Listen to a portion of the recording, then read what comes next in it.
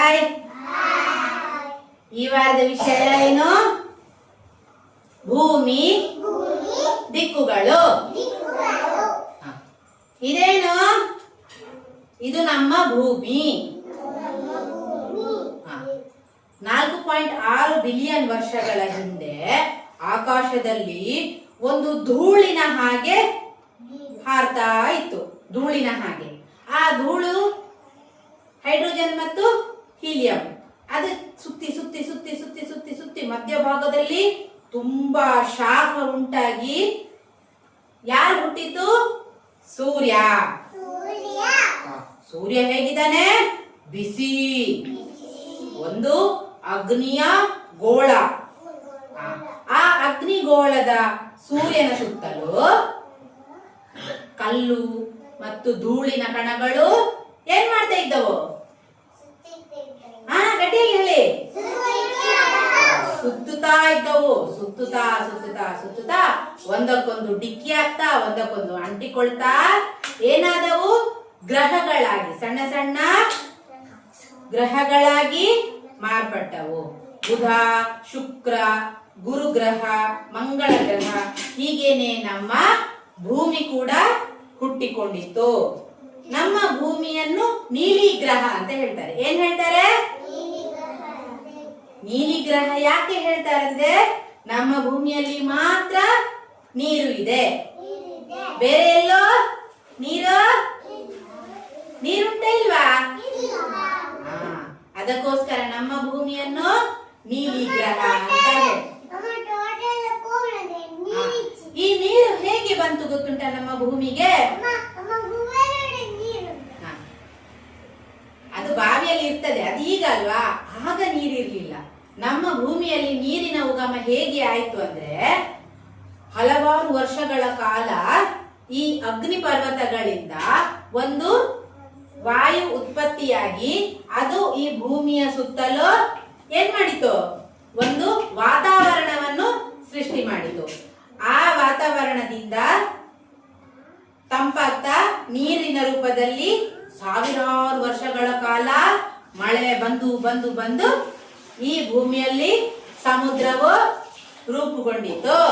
ಹೇಗೆ ಬಂತು?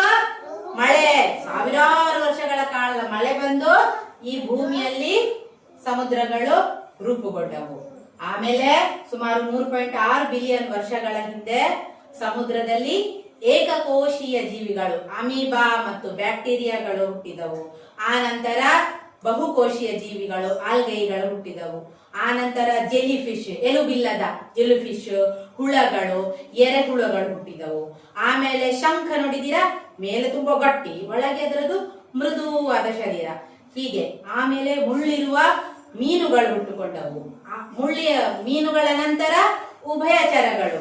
ಈಗ ಕಪ್ಪೆ ನೋಡಿ, ಮೀನು ನೀರಲ್ಲಿ ಮಾತ್ರ ಇರ್ತದೆ, ಆದ್ರೆ ಕಪ್ಪೆ ನೀರಲ್ಲಿ ಹುಟ್ಟುತ್ತದೆ, ನೀರಲ್ಲಿ ಸೇರ್ತದೆ, ನೆಲದಲ್ಲಿ ಸೇರ್ತದೆ.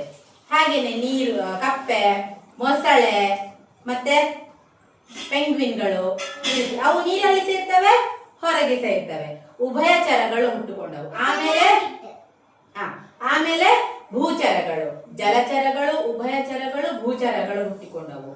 ಆ ನಂತರ ಎಷ್ಟೋ ವರ್ಷಗಳ ನಂತರ ಯಾವುದು ಬಂದವು? ಡೈನೋಸಾರ್.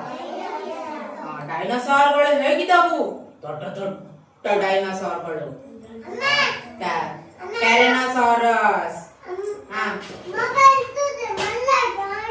ಡೈನೋಸಾರ್ ನೋಡಿದಿರಲ್ಲ ನೀವೆಲ್ಲ ಫಿಲಮ್ ಅಲ್ಲೆಲ್ಲ.